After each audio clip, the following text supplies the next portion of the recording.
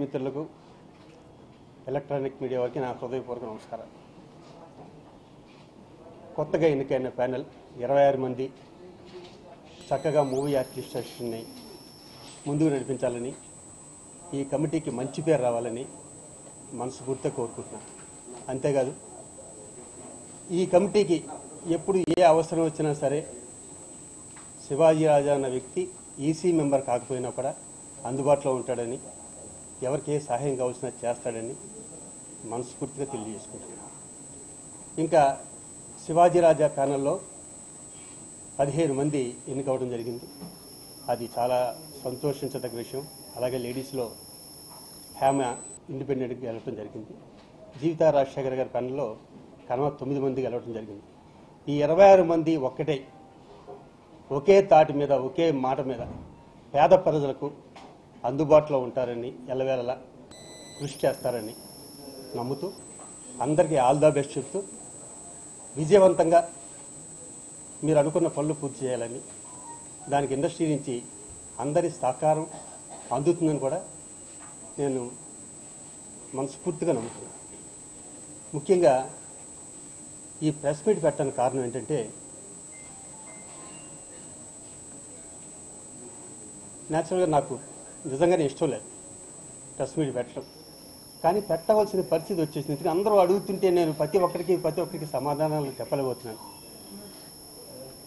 ఏమనంటే, నా మీద ఎలక్షన్ అయిపోయాక నగ్గాక ఒక అధ్యక్షుడు కానీ, ఒక జనరల్ సెక్రటరీ కానీ హోందాగా ప్రవర్తించాలి.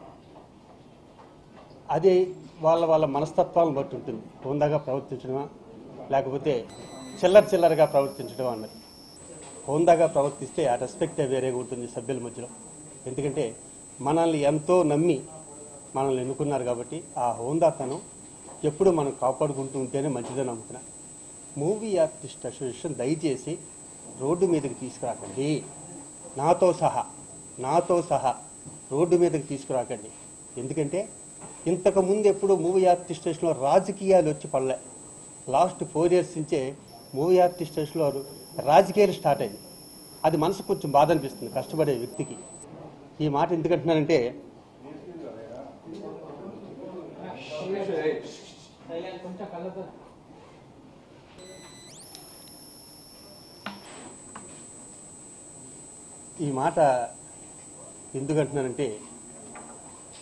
ఇక్కడ ఎవరికీ జీతాలు ఉండవు. 26 మంది మన 800 మందికి సేవ చేయడానికి వస్తారు అందరూ. ఇక్కడ ఎవరు దుర్మార్గులు కూడా ఉండరు. ఏమన్నా చిన్న ఈగోస్ ఉంటాయేమో తప్పితే. నేనన్న వ్యక్తిని నేను గత 22 సంవత్సరాల నుంచి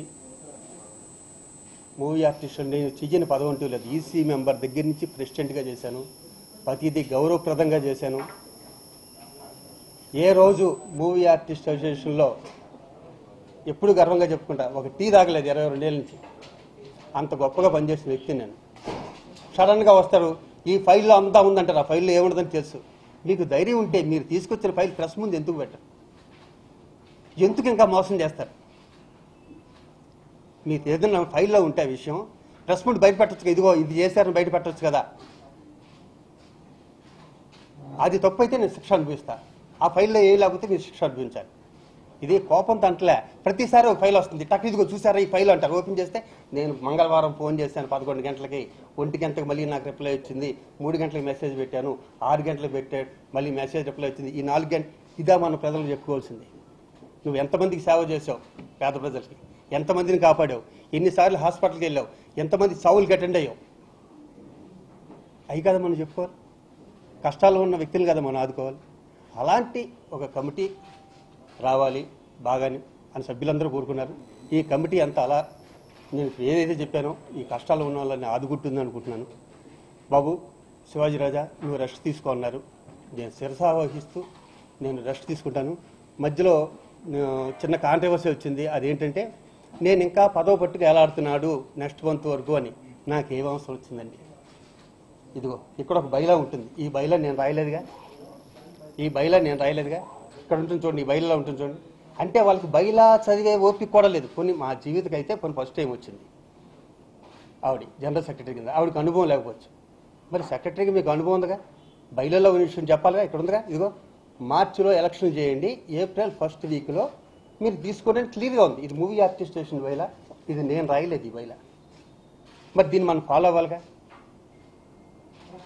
అంటే లాయర్ కూడా బయలే చదవకుండా నాకు ఫోన్ చేసి, సార్ ఇలా అనుకుంటున్నారంటే చూడండి సార్ 22వ తారీఖున అనుకుంటున్నారు మీరు, కరెక్టే, కానీ మన బయలులో ఉన్నదంటే నేను కూడా అదే చేశాను ప్రెసిడెంట్గా ఉన్నప్పుడు. నేను కూడా 25 రోజులు ఆగి ఏప్రిల్ ఫస్ట్ వీక్లో ప్రమాణ స్వీకారం చేసుకున్నాం ద గ్రేట్ తలసాని శ్రీనివాస్ యాదవ్ గారి చేత. ఒకసారి ఇది చెప్పండి అన్న అంటే అన్ని రోజులు ఆగాల, ఇన్ని రోజులు పదవి అతనే అనిపిస్తుంది. ఎందుకు అనిపిస్తానండి? నాకు ఏమవసరం, నేను ఇంటికి వెళ్తాను ఆఫీస్కి, నేను ఓడిపోయాక ఆఫీస్కి వెళ్ళవలసిన పనే ఉంది. నాకు ఎవరన్నా ఫోన్ చేసి సలహా అడిగితే చెప్తాను, ఎవరన్నా కష్టాల్లో ఉంటే వెళ్తా. అది రాంగ్ అండి. నేను బైలా ప్రకారం చెప్పాను, వాళ్ళు రాంగ్ అర్థం చేసుకున్నారు. ఈలోపే వాళ్ళు ప్రెస్ మీట్ పెట్టేసారు. ఇది ప్రెస్ మీట్ పెట్టవలసిన అవసరం ఉంది దాంట్లో. అది జనరల్ బాడీలో మాట్లాడుకోవాలి, ఈసీలో మాట్లాడుకోవాలి. ఇలా అంటున్నారని ఈసీ పెట్టుకోవాలి, మాట్లాడుకోవాలి. ఇది ప్రజలకు తెలియ, అసలు 800 మంది విషయాలు ప్రజలకు తెలియవలసిన విషయం ఏముంది ప్రెస్ మీట్లు పెట్టి? ఇప్పుడు వాళ్ళు ప్రెస్ మీట్ పెట్టడం వల్ల నేను చెప్పుకోవచ్చు. ఎందుకంటే నేను ప్రతి ఇంటికి బొట్టు పెట్టి, అమ్మ నా బయలులో ఎలా ఉంది, నా బయలులో ఎలా ఉంది, నా బయలులో ఎలా ఉంది నేను చెప్పుకోలేనుగా. మీ ద్వారానే నేను చెప్పుకోవాలి, ఏమన్నా చెప్పుకుంటే. అది కొంచెం చాలా చాలా బాధ అనిపించింది. అది పదవులు బట్టి ఇంకొక విషయం, మీలో ఎవరైనా సరే నేను చేసిన పదవులు చేయాలంటే ముసళ్ళు అయిపోతారు. 20 ఏళ్ళు పడతాయి మీకు. నేను ప్రతిదీ ఎక్సెప్ట్ ప్రెసిడెంట్ తప్పితే ప్రతిదీ 2 సార్లు చేసుకుంటా వచ్చా. ఈసారి కూడా నేను ఉండనని చెప్పా. చిరంజీవి గారు లాంటి వ్యక్తి దగ్గర నుంచి అందరూ, నువ్వు అందరినీ కలిపికెళ్ళిపోతావు శివాజీ, ఎవరికైనా కష్టాల్లో ఉంటే నువ్వు ఉంటావు. శ్రీకాంత్, పరుచూరి వెంకటేశ్వరరావు గారు, ఎస్వి కృష్ణారెడ్డి గారు, మీరు చూశారుగా నా బర్త్డేకి వచ్చినప్పుడు అందరూ ఏం మాట్లాడారు. నేను ఆ రోజు వాళ్ళు మాట్లాడిన దానికి నాకు కలంటి నీళ్ళు కూడా వచ్చినాయి ఆ రోజు. దాన్ని కూడా ఎటకారం చేశారు. అది వాళ్ళ విద్యతో వదిలేస్తున్నాను. అరుణాచలం అన్న దైవ సన్నిధులు కూడా కొంచెం ఎటకారంగా మాట్లాడారు. అది కూడా వాళ్ళ విద్యతో వదిలేస్తున్నారు. ఇదా మనం ఆర్టిస్టులు అయి ఉండి మనం జనాలకి చెప్పుకోవాల్సింది. నగ్గాక ఎంత హోందాగా ఉండాలి మన ప్రవర్తన.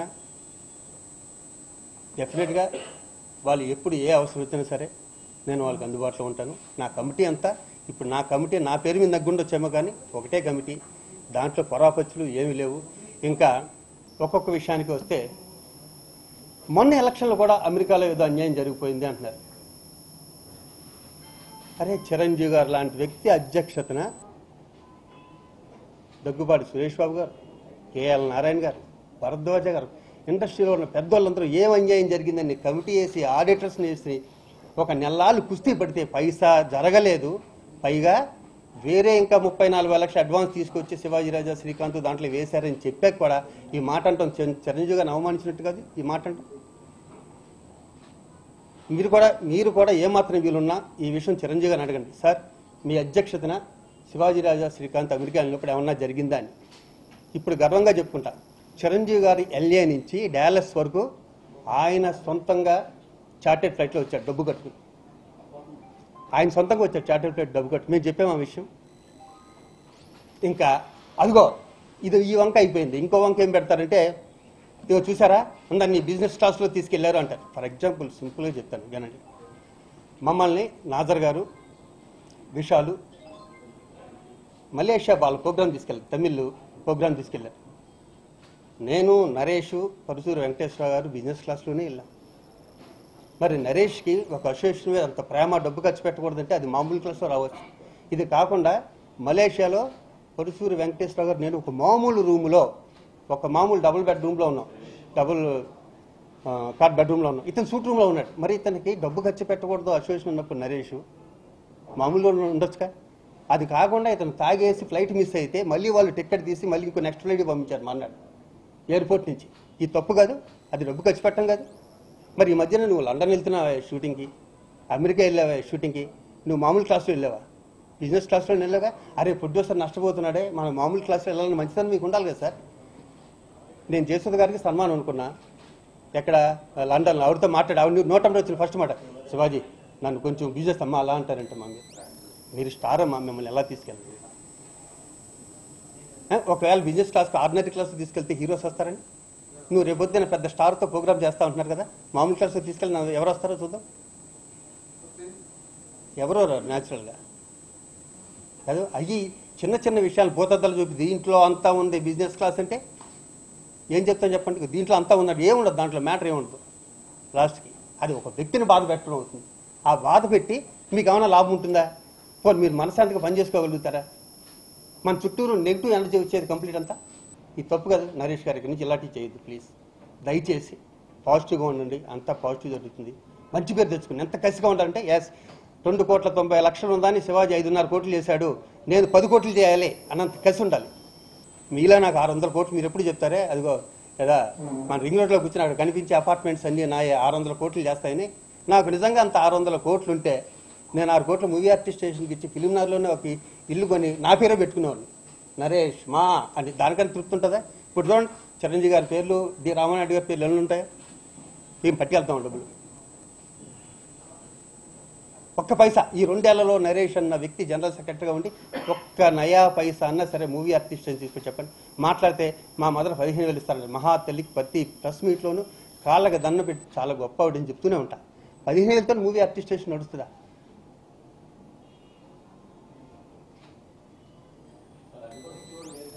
లేదు లేదు, డెఫినెట్గా లేదు. అందుకనే ఆవిడ దండ పెట్టి ప్రతిసారి చెప్తున్నాను, ఆవిడ గ్రేట్, ఆవిడ గ్రేట్, ఆవిడ గ్రేట్ ప్రతిసారి చెప్తుంటా. ప్రతిసారి ఆవిడ బర్త్డేకి ఫస్ట్ వెళ్ళే వ్యక్తులు నేను ఒకటి, అది కూడా ఇచ్చే వ్యక్తులు లేరు, నిజంగా లేరు.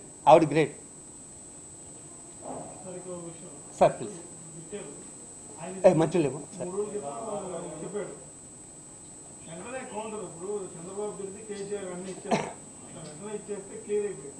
సార్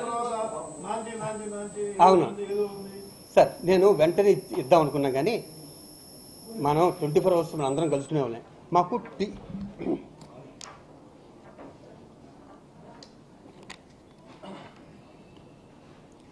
వాళ్ళు ఇవ్వగానే నేను కౌంటర్ ఇద్దాం అనుకున్నాను.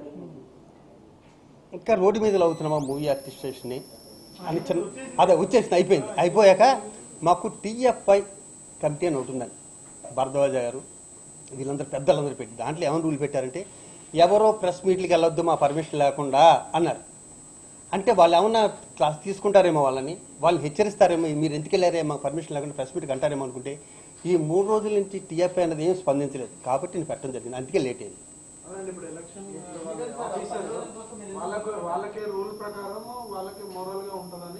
అదే అవును, ఎలక్షన్ ఆఫీసర్కి నాకు తెలుసండి, 4 ఏళ్ల క్రితం మీరు యూట్యూబ్ కొట్టండి, ఇదే ఎలక్షన్ ఆఫీసర్ మమ్మల్ని అన్యాయం చేశాడని కృష్ణమోహన్ గారు అన్న వ్యక్తిని మేము దండం పెట్టి ఆయన సాగనంపేసి పంపేశాక 4 ఏళ్ల తర్వాత నేను అరుణాచలంలో ఉంటే ఫోన్ చేసి ఆయన మా ఇంటికి వచ్చి అరుణాచలం వచ్చి, శివాజీ గారు అంటే సార్ రండి సార్, మళ్ళీ నరేష్ గారు కూడా అన్నారు మిమ్మల్ని తీసుకొస్తానని, మళ్ళీ రండి అంటే ఇప్పుడు ఆయన ఎంత జెన్యున్గా జరిపించారో ఎలక్షన్స్. ఇప్పుడు ఇలా అన్నా అనుకోండి, మేము ఓడిపోయాం కదా అన్నా ఉంటారు, మేము జెన్యున్గానే ఓడిపోయాం, దాంట్లో ఎలక్షన్స్ ఏం జరగలే, మేము చేతులు కట్టుకుని అలాగే ఉన్నాం. ఎవడెవడు లోపల ఇంకొక ఆయన నారాయణరావు గారు అనే వ్యక్తి జీవితంగా ఓటేయండి అని మైక్లో చెప్తున్నారు, అక్కడ మీరు యూట్యూబ్లో చూస్తే తెలుస్తుంది. ఇవన్నీ ఏమన్నా కంప్లైంట్ చేస్తాను నేను ఎవరికన్నా. ఇక ఇన్సూరెన్స్ గురించి వద్దామండి. ప్రతి దానికి మీ దగ్గరే సమాధానం ఉంది. ఒక 4 నెలల క్రితం ఆయన ప్రెస్ మీట్ పెట్టి, movie artist association general secretary నేను, నా బాధ్యతలు నావి, ఇక్కడి నుంచి ఆఫీస్ ఫైల్స్ ఆఫీస్ స్టాఫ్ అంతా నా కంట్రోల్లో ఉంటారు, అన్ని పనులు నేనే చేస్తాను అన్నాడు. ఈ ఇన్సూరెన్స్ అపోలో మనం చేయించే ఇన్సూరెన్స్ కాదు, డెత్ ఇన్సూరెన్స్ అండి. ఇది డెత్ ఇన్సూరెన్స్లో ఏమవుతుందంటే, ఇది కూడా నేను పెట్టిందే సొంతంగా. దీన్ని 2 లక్షల నుంచి 3 లక్షలు చేద్దాం అని అపోలో హాస్పిటల్లో నేను మీ దగ్గరే ఉంటుంది. ఈ 3 లక్షలు చేసే టైంలో మనకి ఎల్ఐసి నుంచి అక్కడి నుంచి కొంతమంది ఈ తీసుకొస్తారు మనకి, సార్ మేము ఎంత చేస్తాం మేము ఎంత చేస్తాం. ఈ అనుకునే ఈ 10 డేస్లోనే మనకి ఎలక్షన్ వచ్చి ఎలక్షన్ కోడ్ వచ్చింది కాబట్టి జరగలేదు, కానీ దానివల్ల ఏ ఇబ్బంది ఉండదో, అది నేను పెట్టింది. అది మేము చాలామంది ఏమనుకున్నారంటే హెల్త్ ఇన్సూరెన్స్ ఏమో అనుకున్నారు, కాదు, నెక్స్ట్ మంత్ ఎండింగ్ వరకు టైం ఉంది.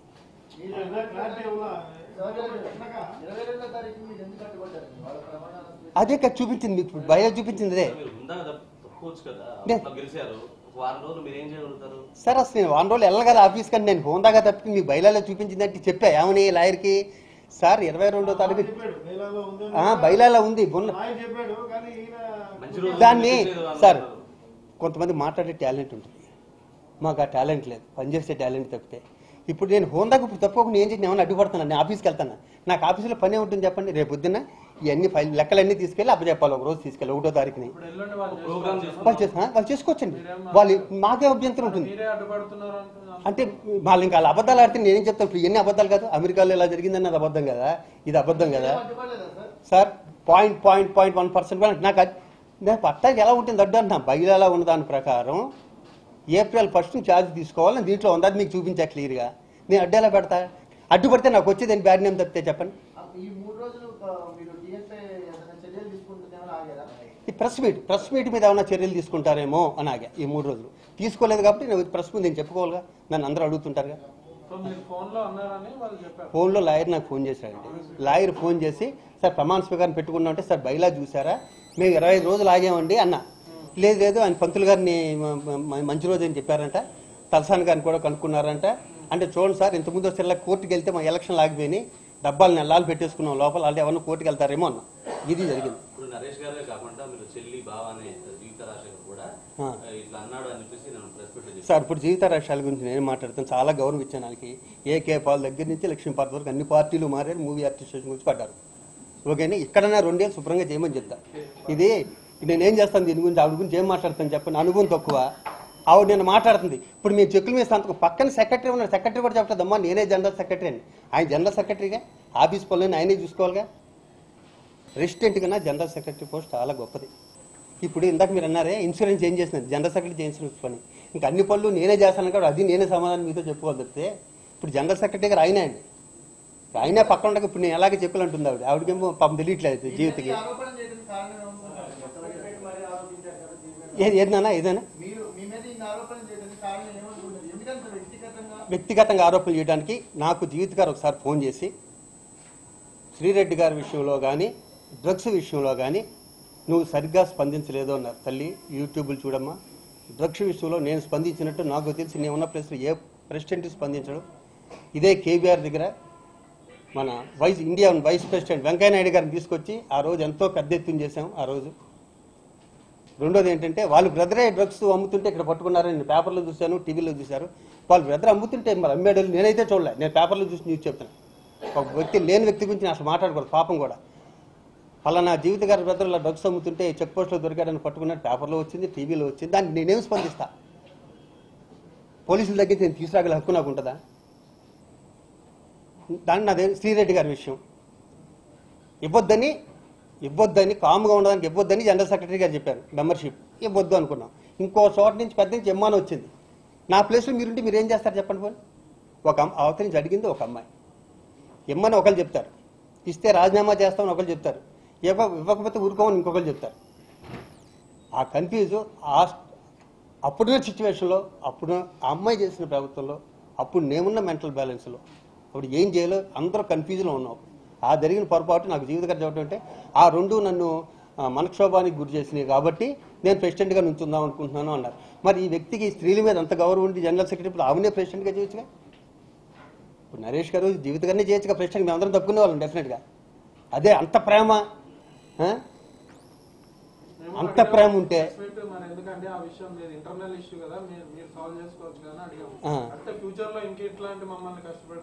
ఆయనతో నువ్వు ఒక ప్రశ్న వేస్తే అది తప్ప వేరే అన్ని సమాధానాలు వస్తాయమ్మా.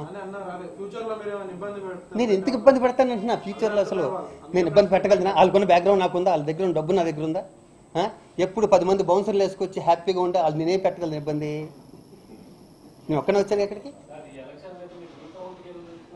అబ్బాయి చిచ్చి అమ్మ 60 ఓట్లతో ఓడిపోయిన రీకౌంట్, 1 ఓటు 2 ఓట్లతో వెళ్తాడు కదా సిల్లి అమ్మాయిని. 1 ఓటు 2 ఓట్లు ఓడిపోయిన రీకౌంటింగ్ పెడతారు కానీ ఏమన్నా తేడా వచ్చినాయేమోనని. ఏదమ్మా అదే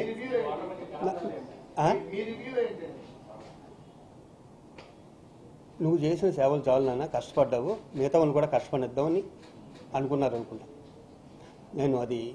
నేను కూడా నాకు కూడా రెస్ట్ అవసరమే, ఎక్కువ కష్టపడ్డా అనిపించింది.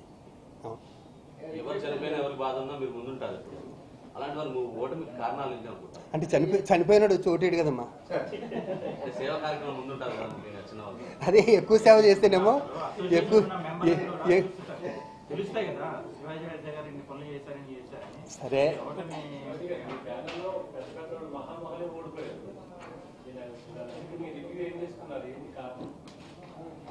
ఇంకా వాళ్ళు మాట్లాడుకోలేదు తెలుసు. నేను ఇంతవరకు ఓడిపోయాం. ఇంతకుముందు పెద్దోళ్ళ మీద తగ్గాను నేను, చాలా పెద్దోళ్ళ మీద. అప్పుడు నేను తలాగరేలా. అప్పుడు కూడా చూడండి చాలా సాఫ్ట్గా ఉంటుంది. నేను ఏమేమి ప్రమాణాలు చేశానో అవి నెరవేర్చుకుంటాను. అయ్యే మాట్లాడతా, అది దాటి మాట్లాడు. మీరు చూడండి వస్తుంది యూట్యూబ్ కొడితే ఎవరేం మాట్లాడో తెలుస్తుంది. నేను ఏళ్ళు కొరత చేసుకుని వార్నింగ్లు ఇచ్చేసి మనం ఏమైనా దేశానికి ప్రధానమంత్రి ఏమో ఈ దేశానికి ఏమైనా ప్రధానమంత్రి ఏమి, రాష్ట్రానికి ఏమైనా ముఖ్యమంత్రి ఏమైనా పురస చేసుకుని మొత్తం వార్నింగ్లు అందరికీ ఇచ్చేసి తప్పు కదా అది. ఇక్కడే ఓపిక పట్టాలి, ఇక్కడే అనుకువగా ఉండాలి, అప్పుడే పేరు వస్తుంది. మీరు ఇప్పుడే ఎలా ఉంటే ఇంక రేపేం చేస్తారు అక్కడ? నేను ఒక్కడే కోరుకుంటున్నా, చిరంజీవి గారి దగ్గర మీరు మాట ఇచ్చారు, మహేష్ బాబు గారి దగ్గరికి వెళ్ళి, అప్పుడు నరేష్ గారు కూడా ఉన్నారు, నో డౌట్, అండర్స్టాండింగ్స్ బాగున్నాయి మా ఇద్దరికి. ఇప్పుడు ఒకటే దండ ఒకటే షాలువులో ఉండేవాళ్ళం.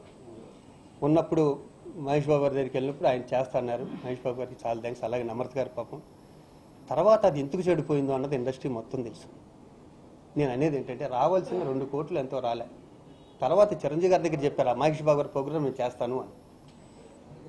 4 నెలలు అయింది, ఇంతవరకు ఆ ప్రోగ్రామ్ చేయలే. మీ ప్రెస్ ఎదురుకుండా నేను ఛాలెంజ్ చేసి చెప్తున్నా, ఇంకో 3 నెలల టైం ఇస్తా. వెళ్ళి అమెరికాను ఎక్కడికి వెళ్తారో మహేష్ బాబు గారిని ఎవరినో తీసుకెళ్ళి 2 కోట్లు తీసుకొచ్చి పడండి, నేనే వచ్చి మీకు దండేస్తాను, శబాష్ మీరు సూపర్గా చేశారు అని. అంతేగా నాకు కావాల్సింది ఏంటంటే మూవీ ఆర్టిస్టేషన్లో ఫండ్ ఉంటే పేదోళ్ళకి పనికి వస్తుంది. వాళ్ళకు సింగిల్ బెడ్రూమ్ ఇల్లు లేకుండా 15-20 మంది ఉన్నారు, వాళ్ళకి ఏమన్నా చేయొచ్చు. ఇలాంటివి ఉన్నాయి. నా కళల డ్రీము, ఇంక ఇప్పుడు ఆ డ్రీమ్ కూడా చిరిగిపోయిందిలేండి. ఒక వ్యక్తి ఏంటంటే old age home gold age home అనుకున్నాను, దాని మీద కూడా నీళ్ళు చల్లేశారు. నేను ఓడిపోవటానికి మెయిన్ కారణం కూడా ఓల్డ్ ఏజ్ హోమ్.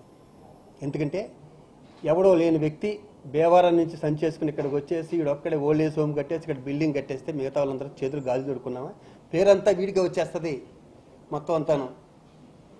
ఇంకా మనమేంటి అన్ని కొంతమంది పన్నెండు కుట్రలో బలైపోయింది తప్పితే ఈ పేరు వద్దు ఏమొద్దా, ఎవడ కడితే ఆడే హీరో. మీరు కట్టండి, కాశీ నుంచి నీళ్ళు తీసుకొచ్చి మీ పాదాలు అడుగుతాను.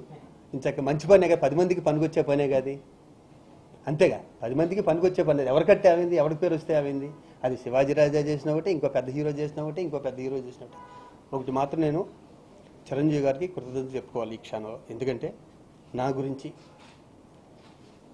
శివాజీ నువ్వు పడుతున్న కష్టం చూశాను, అంటే మరి ఇక్కడ చెప్పొచ్చో చెప్పకూడదో నాకు తెలీదు. కేటీఆర్ గారితో నేను మాట్లాడి సైట్ ఇప్పిస్తాను, నీ ప్రాసెస్లో నువ్వు ఉండు అని వితిన్ 24 అవర్స్లోన కేటీఆర్ గారితో ఆయన మాట్లాడటం జరిగింది. అప్పుడు మనకి ఈ ఎలక్షన్లు వచ్చినాయి ఇక్కడ. ఆ ఎలక్షన్ రావటం వల్ల డిలే అయింది, కానీ నా బ్యాడ్ లక్ ఆ సైట్ కూడా వచ్చేస్తుంటే అది నా కళ సహకారం అయ్యేది డెఫినెట్గాను. అదొక్కటి లోపల చిన్న బాధగా ఉంది.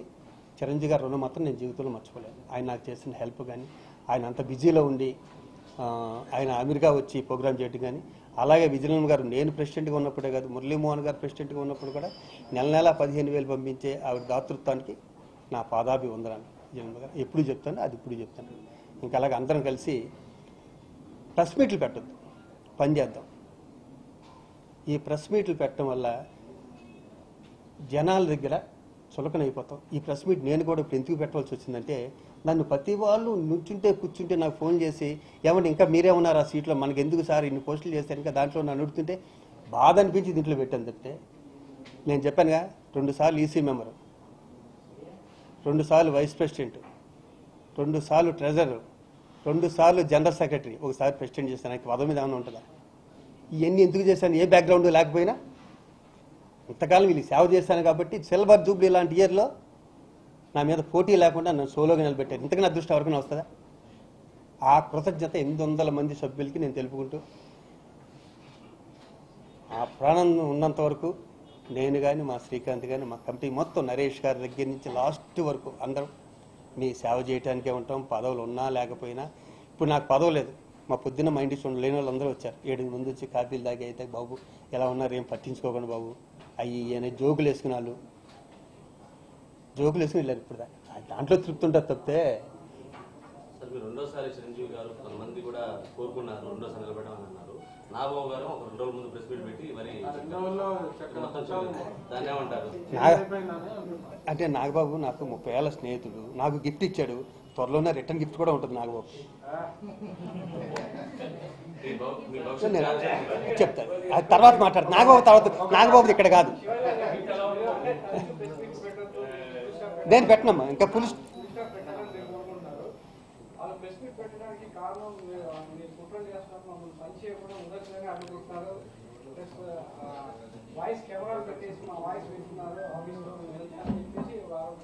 నా సెల్ ఫోన్ ఇక్కడే ఉంటుంది, మీకు ఇస్తా, మీరు చూసుకోండి. ఇంకో విషయం ఏంటంటే, ఈ చివరి నుంచి ఈ చివరి వరకు మీరందరూ ఇంచుమించు 20 ఏళ్ళ నుంచి 30 ఏళ్ళు నన్ను చూస్తున్నారు కదా.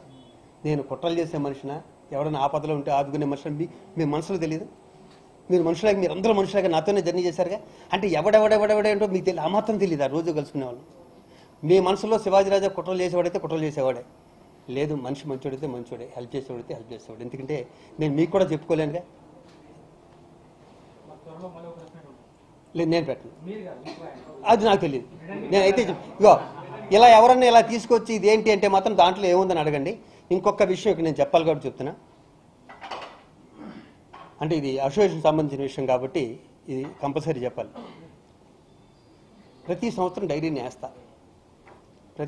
డైరీని వేస్తాను, అందంగా డిజైన్ చేసుకుంటాం. ఈ సంవత్సరం కూడా చాలా బాగుంది డైరీ. ఈసారి నరేష్ గారు, నేను కమిటీ పెట్టాను డైరీ నేను వేస్తానంటే, అయ్యో నాకు ఈ ఒక్క పని అన్నా చేసి పెట్టాయి బాబు, డెఫినెట్గా నువ్వే అన్నా. అపోలోలో జరిగింది, మీరే సాక్ష్యం. అపోలోలో జరిగింది.